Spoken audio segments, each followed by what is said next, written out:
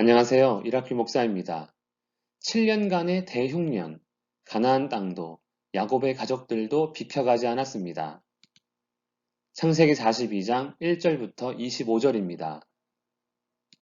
야곱의 가족도 기근으로 인해 어려운 상황입니다. 애굽에 곡식이 있다는 소식을 들은 야곱은 아들들에게 곡식 사올 것을 말합니다. 이에 요셉의 형 10명이 애굽으로 갑니다. 혹시라도 무슨 일이 있을까 하여 막내 베냐민은 함께 보내지 않습니다.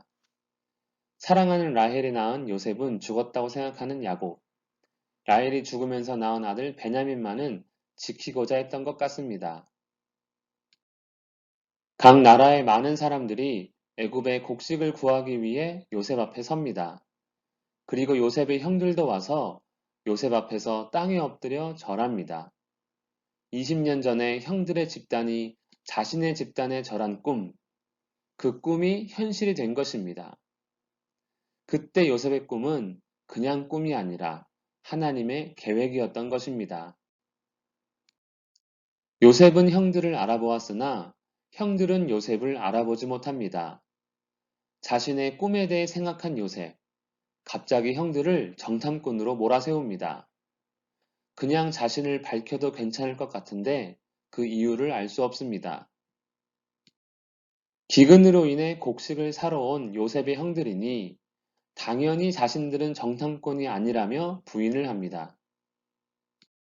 하지만 형들을 계속 정탐꾼으로 몰아붙이는 요셉입니다. 이에 원래는 12형제인데 10명만 오게 된 사연을 이야기합니다. 형들의 계속되는 부인에도 요셉은 꿈쩍하지 않고 계속 정탐꾼이라며 몰아세웁니다. 그러면서 정탐꾼이 아님을 증명할 방법을 제시합니다. 너희 중 하나를 보내어 너희 아우를 데려오게 하고 너희는 갇혀 있으라. 내가 너희의 말을 시험하여 너희 중에 진실이 있는지 보리라. 그리고 그들을 3일 동안 가둡니다. 3일 뒤, 한 사람만 보내고 나머지를 잡아놓겠다고 했던 요셉이 마음을 바꿉니다. 한 사람을 잡아놓고 나머지 사람이 가서 막내를 데려오라 합니다. 요셉은 자신의 친동생 베냐민을 만나고 싶었던 것 같습니다. 요셉이 형들을 정탐꾼으로 몰며 그중 한 사람을 인질로 잡으려 하자 형들은 요셉을 떠올리며 괴로워합니다. 그저 곡식을 사러 온 것뿐인데 큰일을 당하며 괴롭게 되자 자신들이 저지른 죗값으로 여기는 것입니다. 우리도 때로는 그렇듯이 괴로움은 자신이 지은 죄를 떠오르게 합니다.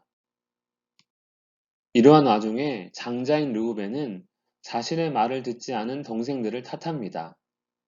선악과를 먹고 아내 하와와 하나님을 탓했던 아담의 모습이 생각납니다. 참 신기한 것은 당시 요셉을 판 사실을 몰랐던 르우벤인데 약 20년이 지난 지금까지도 그 사실을 모른다는 사실입니다.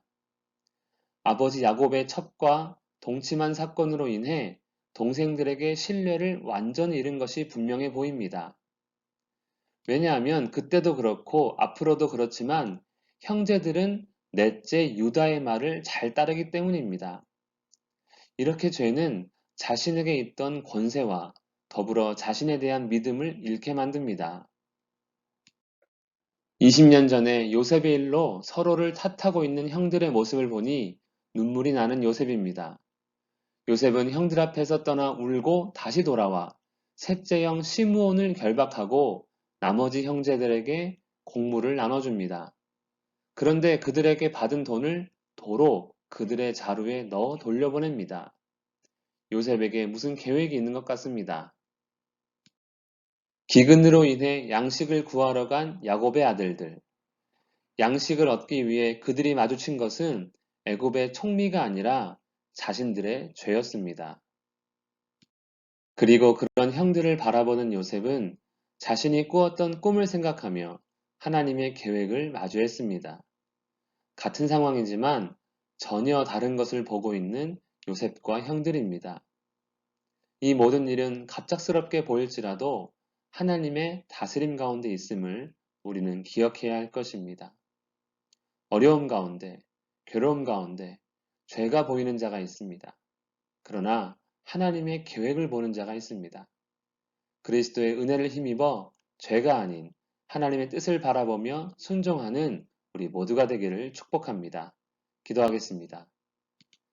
살아계신 하나님 아버지, 오직 주님만을 의지하며 바라보며 하나님의 계획을 알고 순종할 수 있는 우리 모두가 되게 하여 주시옵소서. 예수님의 이름으로 기도합니다. 아멘.